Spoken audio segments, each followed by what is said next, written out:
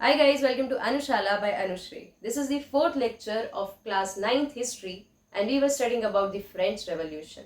हमने पिछले लेक्चर्स में देखा है कि फ्रेंच सोसाइटी का स्ट्रक्चर क्या है, कितने स्टेट्स हैं, टैक्स किसके ऊपर कितना इम्पोज किया जा रहा है, ठीक है, और कौन सी ऐसी कंडीशंस है जिनकी वजह से एक सोशल ग्रुप, एक मिडिल क्लास ग्रुप जो है वो इमर्ज होता है ना। और अब ये जो मिडिल क्लास ग्रुप है ये रिवोल्ट करने के लिए तैयार है। सो नाउ सारा बैकग्राउंड तैयार है, ठीक है, हमें बस चाहिए एक इमीडिएट कॉज। एक इमीडिएट कॉज के कारण क्या होता है, जितना भी एजिटेशन होता है लोगों का वो ब्रेक हो जाता है और लोग रिवोल्ट करने के लिए तैयार हो जाते हैं। So in this chapter we are going to study about that outbreak of revolution. So let us begin with it. Now in the previous lecture में देखा था कि फिलोसोफर्स आते हैं, है ना, उनकी जो थ्योरीज होती हैं, उनकी जो फिलोसफीज होती हैं वो स्प्रेड होती हैं लोगों के बीच में, कॉमन लोगों के बीच में, और वहाँ से एक न्यूज़ स्प्रेड होती है कि लुई 16 जो है वो क्या करने वाले हैं, टैक्सेस को इंक्रीज करने वाले हैं। Now Louis 16 is the monarch, है ना। लुई 16 मोनार्क होने के बाद भी अपनी मर्जी से टैक्सेस को इंक्रीज नहीं कर सकता, ठीक है। उसको क्या करना पड़ेगा, एस्टेट जनरल की एक मीटिंग बुलानी पड़ेगी। अब ना एस्टेट जनरल क्या है, a kind of meeting in which the representatives of all the three estates will be sitting together with the king, है ना, और उनके सामने किंग रखेगा अपना प्रपोजल। अगर वहां पर मेजॉरिटी वोट मिल जाते हैं किसको, किंग के प्रपोजल को, तो फिर वो टैक्सेस को इंक्रीज कर पाएगा। अब यहाँ पर एक और एक्सेप्शन है, वोटिंग जो हो रही है ना, हमने देखा कि वोटिंग हो गई है एस्टेट जनरल की असेंबली में, तो वोटिंग जो है उसमें हर एक व्यक्ति को इंडिविजुअल वोटिंग राइट नहीं है। हर एस्टेट के पास सिर्फ और सिर्फ एक वोटिंग राइट है, मतलब कि an artist the third estate will be having only one vote. अब इसमें प्रॉब्लम कहाँ है, देखो टैक्सेस बढ़ाना है लुई 16 को, बट टैक्स पे करने वाला कौन है, थर्ड एस्टेट। फर्स्ट और सेकंड एस्टेट तो टैक्स पे कर नहीं रहे, बल्कि वो क्या कर रहे हैं, टैक्सेस को और कलेक्ट कर रहे हैं थर्ड एस्टेट के लोगों से। अब यहाँ पर अगर लुई 16 बोलता है कि मुझे टैक्स बढ़ाने, तो फर्स्ट और सेकंड एस्टेट अगर ये दोनों हाँ में वोट कर देते हैं कि ठीक है बढ़ा लो टैक्स, तो क्या होगा, मेजॉरिटी तो मिल गई, 3 में से 2 वोट इस मेजॉरिटी, है ना। तो भी रिप्रेजेंटेशन किसका, एस्टेट जनरल में थर्ड एस्टेट का रिप्रेजेंटेशन होने का कोई मतलब तो है नहीं, ठीक है। तो यहाँ पर क्या होता है, थर्ड एस्टेट के लोग जो होते हैं वो लुई 16 को बोलते हैं एस्टेट जनरल में कि आप हर एक इंडिविजुअल को, जितने भी रिप्रेजेंटेटिव्स हैं सबको एक इंडिविजुअल वोटिंग राइट दो, है ना कि पूरे एस्टेट को सिर्फ एक वोट दो, ठीक है। उसके बाद अगर मेजॉरिटी मिलती है हाँ में, तो फिर डिसीजन तो मेजॉरिटी के हिसाब से ही होगा। लेकिन लुई 16 जो होते हैं वो इसको रिजेक्ट कर देते हैं, ठीक है। अब इसको रिजेक्ट क्यों करते हैं, क्योंकि ओल्ड रिजाइम यानी जैसे पुराने तौर तरीके से काम होता चला आ रहा था फ्रांस में, उसके हिसाब से हमेशा हर एस्टेट को सिर्फ एक वोट मिला है। तो इस बार भी वो क्या करते हैं, लुई 16 इस सिस्टम को चेंज नहीं करते, ठीक है। जिसके कारण क्या हो रहा है, थर्ड एस्टेट जो है उसको समझ में आ गया है कि किसी भी लीगल तरीके से कोई सोल्यूशन निकलने वाला नहीं है ना तो उनको वोटिंग राइट्स मिलेंगे, उनके ऊपर टैक्सेस को बढ़ा दिया जाएगा और एक्सप्लॉयटेशन इसी तरीके से चलता रहेगा। तो now what was the only option, revolution, ठीक है। So now let us see it. 5 मई 1789 में क्या होता है कि estate general meets eight Versailles, है ना, मतलब कि किंग लुई 16 टैक्सेस को इंक्रीज करने के लिए क्या करते हैं, वर्साइल्स में किसको बुलाते हैं, एस्टेट जनरल को बुलाते हैं, ठीक है। अब एस्टेट जनरल को कब बुलाना है ये सिर्फ और सिर्फ किंग डिसाइड करेगा, ठीक है। तो किंग कब बुला लेता है, 5 मई 1789। अब एस्टेट जनरल की पॉपुलेशन क्या होती है, first and second estate have 300 representatives each, मतलब कि फर्स्ट एस्टेट से भी 300 लोग आए हैं, सेकेंड एस्टेट से भी 300 लोग आए हैं, लेकिन थर्ड एस्टेट से कितने आएंगे, 600। इसके पीछे कारण क्या है, थर्ड एस्टेट की जो पॉपुलेशन है वो ज्यादा है, ठीक है, दैट्स व्हाई उनको मिला है 600 रिप्रेजेंटेटिव्स। बट कौन आ रहा है, सिर्फ और सिर्फ educated and prosperous section of the third estate, है ना, मतलब कि peasants, artist and women were not allowed, है ना, इनको अलाउ ही नहीं किया जाता था कि आप थर्ड एस्टेट में रिप्रेजेंटेटिव्स बन के आ सकते हैं, फाइन। लेकिन ये जो लोग थे जिनको अलाउ नहीं किया गया था, इनकी भी कुछ प्रॉब्लम्स थी, इनकी भी कुछ डिमांड्स थी, तो ये क्या करते हैं 40,000 लेटर्स लेकर जाते हैं 600 रिप्रेजेंटेटिव्स अपने साथ एस्टेट जनरल की मीटिंग में। ठीक है, नाउ अब यहाँ पर एक चीज और देखने वाली है कि किस तरीके से थर्ड एस्टेट के साथ मीटिंग में भी इनइक्वालिटी है। ये जो 300 यानी 600 मेंबर्स जो हुए दोनों एस्टेट के मिला के, फर्स्ट एंड सेकेंड एस्टेट, इन दोनों के लिए वहां पर सीटिंग अरेंजमेंट होता है। ठीक है, लेकिन जो 600 रिप्रेजेंटेटिव्स हैं ऑफ थर्ड एस्टेट, इनको वहां पर पीछे की रो में खड़े कर देते हैं। ठीक है, मतलब इनको बैठने की भी जगह कहाँ नहीं मिली, एस्टेट जनरल में नहीं मिली। तो अगर हम एक सिटिंग अरेंजमेंट में इक्वालिटी नहीं देख सकते, तो कैसे हम टैक्सेशन में और सोसाइटी में हम उनको इक्वालिटी की पोजीशन दिला पाएंगे। ठीक है, तो ये कौन सोच लेता है, 600 रिप्रेजेंटेटिव्स को समझ में आता है कि यहाँ पे बात तो नहीं बनेगी, but still they try. Voting का सिस्टम क्या रहता है स्टेट जनरल में, that each state will be having only one vote, each state will be having one vote. Third state demanded voting should be conducted by the assembly as a whole. ठीक है, मतलब कि third state क्या बोलते हैं कि आपको state divide करके इलेक्शन या वोटिंग नहीं करानी चाहिए, है ना। वोटिंग कैसे करानी चाहिए, आप पूरी असेंबली को एक कंप्लीट हाउस मानो, ठीक है, और हर एक इंडिविजुअल को वोटिंग राइट दो,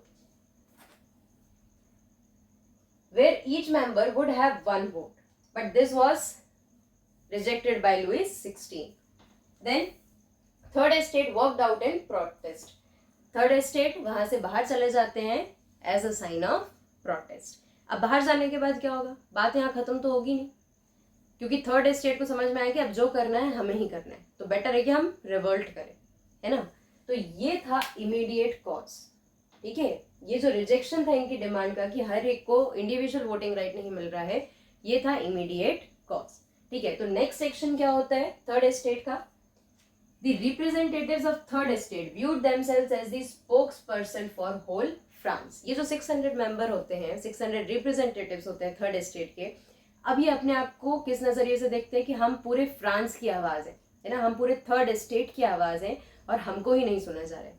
ठीक है, तो अब हम किसी के सामने कोई डिमांड या कोई रिक्वेस्ट लेकर नहीं जाएंगे, है ना। अब हम सीधा क्या करेंगे, एक अपना कॉन्स्टिट्यूशन बनाएंगे। ठीक है, क्या डिसाइड करते हैं कि हम एक कॉन्स्टिट्यूशन बनाएंगे जिसका पर्पस क्या है कि वो मोनार्क की पावर्स को लिमिटेड में रखे, है ना, मोनार्क की पावर को कंट्रोल करे। ठीक है, लेकिन कॉन्स्टिट्यूशन बनाने के लिए क्या चाहिए, कॉन्स्टिट्यूशन ऐसे एक दिन में तो बन नहीं जाएगा, plus for the purpose of making the constitution बहुत सारी रिसर्च और बहुत सारे आइडियाज की जरूरत होगी, है ना। तो उसके लिए उन्होंने क्या बनाई, एक नेशनल असेंबली। ठीक है, on June 20 assembled in the hall of tennis court on ground of Versailles, है ना। कौन असेंबल हो रहा है, थर्ड स्टेट के लोग, for the purpose of declaring themselves as the national assembly.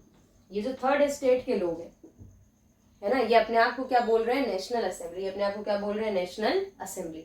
And what was the purpose of national assembly, to prepare a constitution which can put a limit on the powers of the monarch. Not to disperse, still they draft a constitution for France that would limit the power of the monarch. है ना, M क्या था, national assembly क्यों बनाई, क्योंकि constitution बनाना था, और constitution क्यों बनाना था, क्योंकि मोनार्क के पास जो पावर्स है वो अनलिमिटेड है। ठीक है, और क्योंकि उसके पास पावर अनलिमिटेड है, तो फर्स्ट और जो सेकेंड स्टेट है वो अननेसेसरी प्रिविलेजेस को एंजॉय कर रहे थे। हमने पिछले लेक्चर में देखा था कि मिडिल क्लास आकर सबसे पहले क्या बोलती है कि ये जो अननेसेसरी प्रिविलेजेस फर्स्ट और सेकंड स्टेट को मिल रहे हैं, इनको खत्म करो। ठीक है, अब हम देखेंगे कि नेशनल असेंबली बनाने के बाद किस तरीके से मिडिल क्लास ये सारे प्रिविलेजेस को खत्म करवाती है ना। यहाँ पर मीराबी और अबेसईस, ये हम दो नाम सुनेंगे। ये लोग कौन है, they became the leaders in this revolution, है ना। ये नेशनल असेंबली जो बनती है, जो रेवोल्यूशन की तैयारी होती है, उसमें लीडर बनते हैं। Now the point to be noted here is that neither Mirabeau और नॉर दी अबेसईस, ये दोनों ही थर्ड स्टेट को बिलोंग नहीं करते। ठीक है, Abbe Sieyes was one of the priest and Mirabeau was one of the person of nobility, है ना, एक नोबेल क्लास को बिलोंग करते थे मीराबी। लेकिन जब ये मैगजीन्स में पढ़ते हैं, जब ये कंडीशंस देखते हैं थर्ड स्टेट की, तो इनको लगता है कि हमें कुछ करना चाहिए थर्ड स्टेट के लोगों के लिए, ठीक है। तो they act as the leaders. Now अब यहाँ तक ये चीज समझ में आई कि किस तरीके से नेशनल असेंबली बन गई है और थर्ड स्टेट के लोग ठान चुके हैं कि अब हम कॉन्स्टिट्यूशन बनाएंगे, है ना। अब यहाँ पे कंडीशंस कैसे इमर्ज हो रही हैं कि फ्रांस में बहुत ज्यादा सीवियर विंटर्स पड़ती है ना, मतलब बहुत ज्यादा ठंडी पड़ती है, जिसके कारण क्या होता है, एग्रीकल्चर डिस्ट्रॉय होता है, ठीक है। तो बैड हार्वेस्ट हो जाएगा। अब हार्वेस्ट ही खराब हुआ है, प्रोडक्शन ही ज्यादा नहीं हुआ, तो सप्लाई तो कम ही है लेकिन डिमांड तो है, क्योंकि पॉपुलेशन तो है। अब डिमांड है लेकिन सप्लाई नहीं है, जिसके कारण क्या हो जाएगा, प्राइसेस इंक्रीज हो जाएंगे, इन्फ्लेशन हो जाएगा।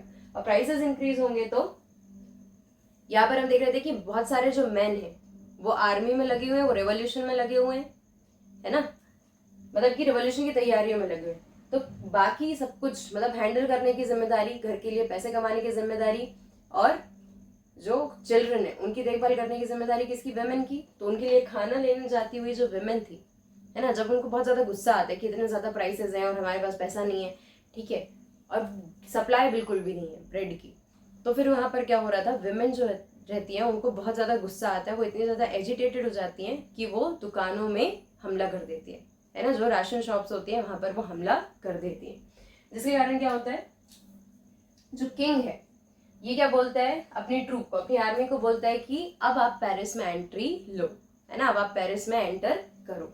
अब इस पॉइंट को हमें लिंक करना है फर्स्ट लेक्चर से, ठीक है। जब हम एक इंट्रोडक्शन ले रहे थे चैप्टर का, तब हमने क्या बताया था कि लोगों में ये खबर फैलती है, एक र्यूमर फैलता है कि जो लुई 16 है वो अपनी ट्रूप्स को बोलने वाला है कि आप जो पब्लिक है उसके ऊपर ओपन फायर करो, है ना। और पब्लिक के ऊपर लुई 16 ओपन फायर करवाता, उससे पहले पब्लिक उससे लड़ने के लिए पहुंच जाती है, कहाँ पहुंचती है, प्रिजन ऑफ बेस्टी, और उसको डिस्ट्रॉय कर देती है, ठीक है। तो ये वहीं से लिंक्ड है, ये जो स्टोरी है।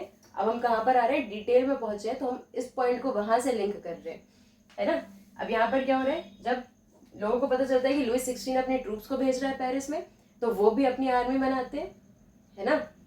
और आर्मी कैसी, जिसमें ट्रेन्ड सोल्जर्स नहीं है, लेकिन ऐसे लोग जिनको थोड़ी बहुत आर्मी की ट्रेनिंग देकर उनको रेवोल्यूशन में लड़ाया जा सकता है, ठीक है। ऐसे लोग जो है वो क्या कर रहे हैं, आप एक अपनी आर्मी बना रहे हैं, अपना रेवोल्यूशनरी ग्रुप बना रहे हैं, और किंग के अगेंस्ट कहाँ पर हमला करते हैं, prison of Bastille, prison of Bastille, है ना।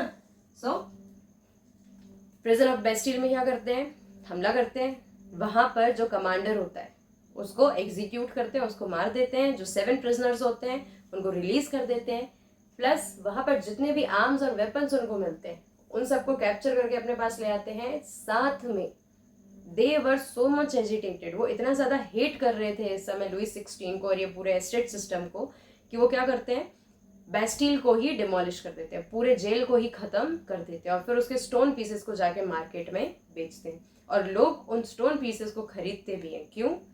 Because they wanted to keep it as a sign of first victory of the people of third estate against the Louis 16, है ना। अब उनको क्या लगता है लोगों को, कि हमने बेस्टील को डिमोलिश कर दिया, हमने गवर्नमेंट जेल को, हमने गवर्नमेंट अथॉरिटी, गवर्नमेंट ऑफिस को क्या कर दिया, डिमोलिश कर दिया है, मतलब कि हम गवर्नमेंट के अगेंस्ट अब रेवोल्यूशनरी एक्शन लेना शुरू कर चुके हैं, ठीक है। तो अब यहाँ पर क्या होगा इसके आगे, जब लुई 16 ये देखेंगे कि थर्ड एस्टेट के पीपल बहुत ज्यादा भड़के हुए है ना, और साथ में अब उन्होंने वायलेंट तरीके अपनाने लगे, ठीक। इसके बाद क्या होगा, लुई 16 को मानना पड़ेगा कि एक नेशनल असेंबली एग्जिस्ट करती है, ठीक है। लुई 16 को मानना पड़ेगा कि एक नेशनल असेंबली एग्जिस्ट करती है, और यही नेशनल असेंबली क्या करेगी, एक कॉन्स्टिट्यूशन को बनाएगी, जिससे लुई 16 की पावर्स को कम किया जाएगा, है ना। लुई 16 इस बात से अग्री करता है, क्यों, क्योंकि उसके पास कोई दूसरा ऑप्शन यहाँ पर बचेगा नहीं, राइट। सो इसके आगे की स्टोरी हम नेक्स्ट लेक्चर्स में कवर करेंगे। If you have any doubt till this much, do ask me in the comment section, and don't forget to like, comment, share and subscribe. Thank you.